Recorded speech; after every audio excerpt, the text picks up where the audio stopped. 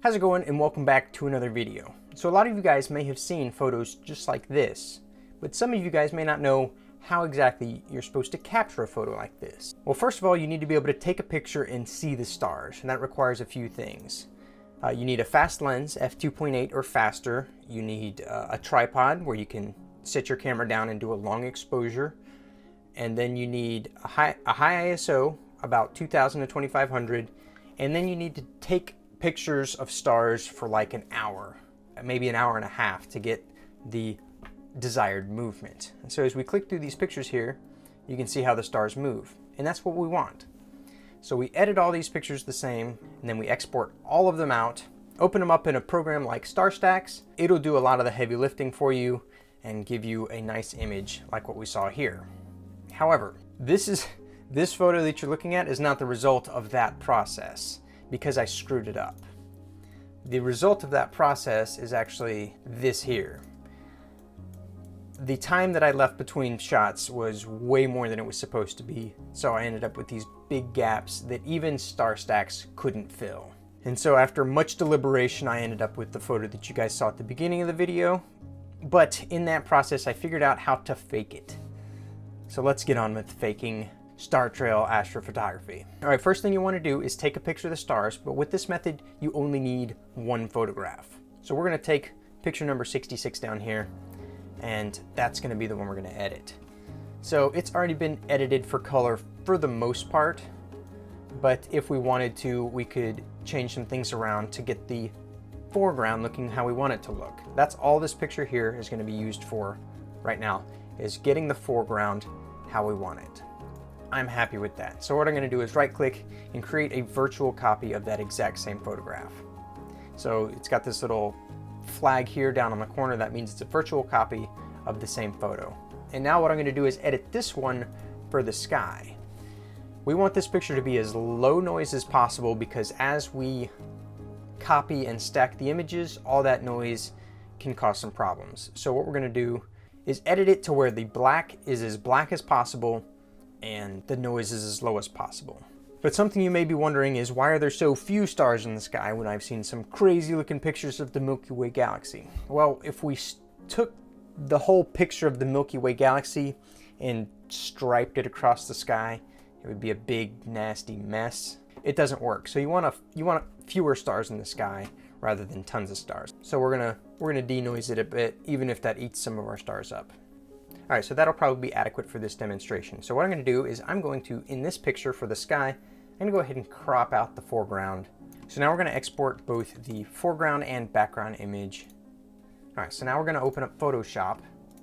Go ahead and open our foreground image, the background image. And that should line up exactly where the stars are in the image. So what we're going to do is we're going to select our top layer here, and we're going to edit, transform, rotate.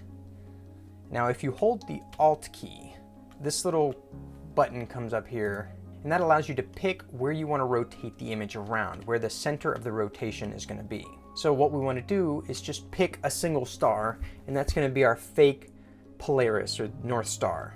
The Earth rotates, the North Star stays in the exact same place all the time, and that's what's at the center of all these stripy photographs you see, which is out of frame in this shot. Way up here to the left somewhere is Polaris. But we're just going to fake it and pretend that this one over here is Polaris. So we're going to hold our Alt key and click right on that star.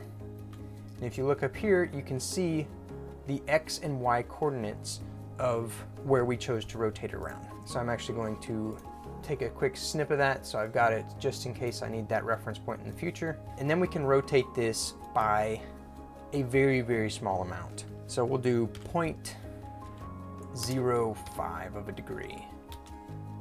Hit enter, and it should have rotated. Now's where the trick comes in that I didn't know about before I tried doing this. You hold Control or Command if you're on Mac, Alt, Shift, all three together, and then you press T.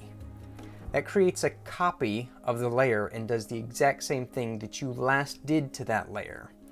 And so you can do that a bunch, and it will copy the layer multiple times and rotate each one that tiny amount more. And so if we change our blend mode to lighten, we can see that our star stripes are coming along nicely. So let's just keep on mashing the T key. And that works great up until a point where the cleanliness of your base image is going to start affecting things, which you can see right here in this little patch of chaos. So what we're going to do, we're going to take this all the way back to only 15 copies of the layer. As you can see, we do have a stripe going on, and so what we're going to do is we're going to right click, merge layers. It'll merge all those into one. We'll create a copy of the layer by duplicating it. Right click, duplicate. And then we're going to do the exact same rotation to that layer. Edit, transform, rotate, pick in the dead center of our star again. I changed our rotation to 0.04 originally, so that times 15 gives us 0.6 degrees. So that's what we type in here, 0.6, hit enter. We can change this to lighten to make sure that everything looks right, and that looks phenomenal. So we're going to keep on doing that. Control, Alt, Shift, T, T, T, T, T, T, T, T, T. And as you can see, we have got a lovely time-lapse star trail photograph with really just a few minutes in Lightroom and Photoshop rather than hours out in the freezing cold. And so now what we need to do, we need to blend this with our background layer, which we can turn back on here. We go to lighten again.